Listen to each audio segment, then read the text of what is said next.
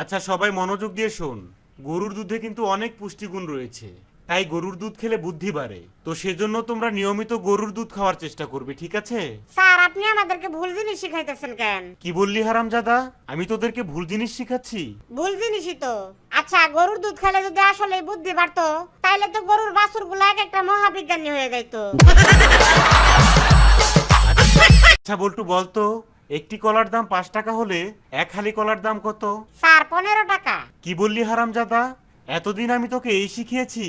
আরে গর্ধব কোথাকার, সঠিক উত্তর হবে 20 টাকা। স্যার আমি তো জানি সঠিক উত্তর 20 টাকা, কিন্তু আমি তো দামাদামি করে 5 টাকা কমায় ফেলছি।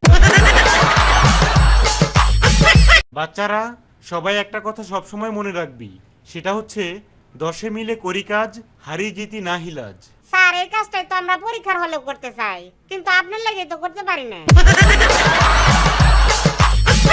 কিরে বল্টু, তুই তোর এক চোখ খোলা রেখে আরেক চোখ বেঁধে রেখেছিস কেন? স্যার আপনিই তো বলছেন যে সব সময় ছোট বড় সবাইকে এক চোখে দেখতে। আচ্ছা সবাই মনোযোগ দিয়ে শোন, আজকে আমি তোদেরকে মানুষের শরীরের কিডনি সম্পর্কে পড়াবো। আসলে কিডনি হচ্ছে এমন একটা জিনিস যেটা আমাদের শরীরে ফিল্টারের মতো কাজ করে। আচ্ছা স্যার ওইটা কি পানির ফিল্টারের মতো কাজ করে? হ্যাঁ অনেকটা ওইরকম। আচ্ছা বল্টু যা তো, আমার জন্য এক গ্লাস পানি নিয়ে আয়। অনেকক্ষণ ধরে পড়াতে পড়াতে গলাটা একদম শুকিয়ে গিয়েছে। আচ্ছা ঠিক আছে স্যার, আমি আপনার জন্য বাইরে থেকে ফিল্টারের পানি নিয়ে যাই। ওয়াক্থু! কিরে তুই না বললি ফিল্টারের পানি নিয়ে আসবি, কিন্তু এই পানি এরকম বাজে গন্ধ আর নোনতা নোনতা লাগছে কেন? স্যার আমি তো আমার নিজের কিডনি দিয়ে ফিল্টার হওয়া পানি খাওয়াইছি আপনারে। আচ্ছা বল্টু বলতো, বানর আর মানুষের মধ্যে পার্থক্য কি? স্যার বানরের লেজ থাকে পিছনের দিকে আর মানুষের লেজ থাকে সামনের দিকে। আচ্ছা বল্টু বলতো, একজন শিক্ষক আর একজন সাধারণ মানুষের মধ্যে পার্থক্য কি? এই তো স্যার, একজন সাধারণ মানুষ হঠাৎ করে অনেক বড় লোক হলে যেমন ভুলে যায় যে সেও এক সময় গরিব ছিল, ঠিক তেমনি একজন শিক্ষকও পরীক্ষার হলে গার্ড পড়লে ভুলে যায় যে সেও একদিন ছাত্র ছিল।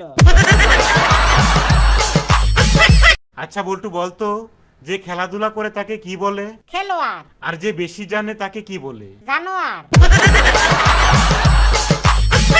কিরে বল্টু, শুনলাম তোরা নোয়াখালীরা নাকি প বলতে পারিস না, পকে হ বলিস? স্যার আন্নারে কোন হাগলে কইছে?